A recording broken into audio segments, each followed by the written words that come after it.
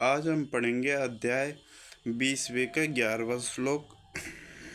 श्री यदि तुम्हें समस्त पापियों में भी सर्वाधिक पापी समझा जाए तो भी तुम दिव्य ज्ञान रूपी नाव में स्थित होकर दुख सागर को पार करने में समर्थ होंगे।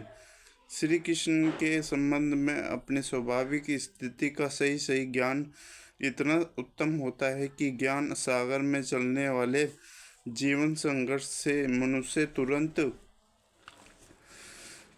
ही ऊपर उड़ जाता है। हो सकता है यह भौतिक जगत कभी कभी अज्ञान सागर मान लिया जाता है तो कभी जलता हुआ जंगल सागर में कोई कितना भी ही कुशल तैराक क्यों ना हो, जीवन संघर्ष अत्यंत कठिन है। यदि कोई संघर्ष तैरने वाले को आगे बढ़कर समुद्र से निकाल लेता है तो वह सबसे बड़ा रक्षक है। भगवान से प्राप्त पूर्ण ज्ञान मुक्ति का पथ है। श्री कृष्ण के नाव अत्यंत सुगम है, किंतु उसी के साथ साथ अत्यंत उदारता भी।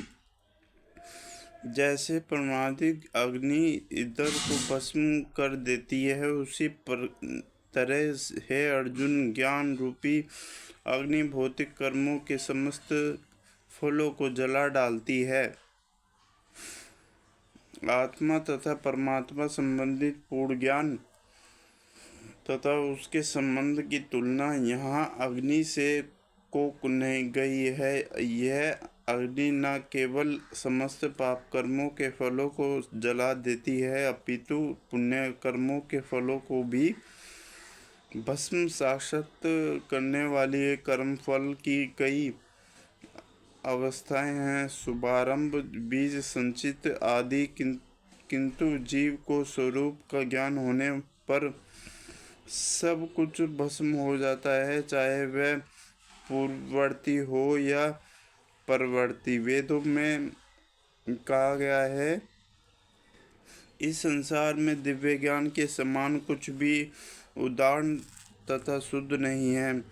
ऐसा ज्ञान समस्त योग का परिश्रुत फल है, जो व्यक्ति में सिद्ध हो जाता है। व्यक्ति भक्ति में सिद्ध हो जाता है, वह यथा समय अपने अंतर में इस ज्ञान का आस्वाद करता है। जब हम दिव्य ज्ञान की बात करते हैं तो हमारा प्रयोजन आध्यात्मिक ज्ञान से होता है। निस्संदेह दिव्य ज्ञान के समान कुछ भी उदार तथा शुद्ध नहीं है। अज्ञान की हमारे बंधन का कारण है और ज्ञान हमारी मुक्ति का। यह ज्ञान भक्ति का प्रयोजन फल है। जब कोई दिव्य ज्ञान की अवस्था प्राप्त कर लेता है तो उसे अत्यंत शांति खोजने की आवश्यकता नहीं रहती, क्योंकि वह मन शांति का आनंद लेता रहता है। दूसरे शब्दों में ज्ञान तथा शांति का पर्यावांश कृष्ण में होता है। भगवद गीता के संदेश को यही चरम प्रवृत्ति है।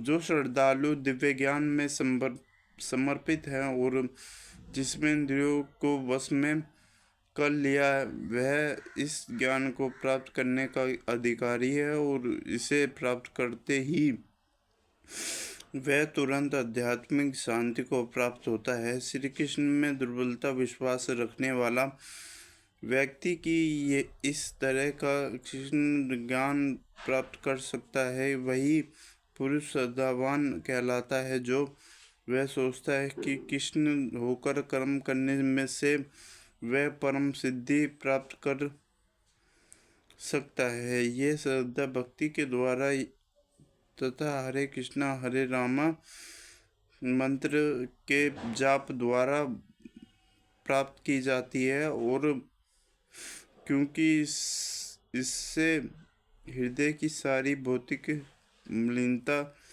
दूर हो जाती है। उसके अतिरिक्त मनुष्य को चाहिए कि अपनी इंद्रियों का संयम रखे। जो व्यक्ति कृष्ण के प्रति श्रद्धावान है और जो इंद्रियों को संयमित रखता है वह शीघ्र ही कृष्ण के ज्ञान में पूर्णता प्राप्त करता है। हरे कृष्ण।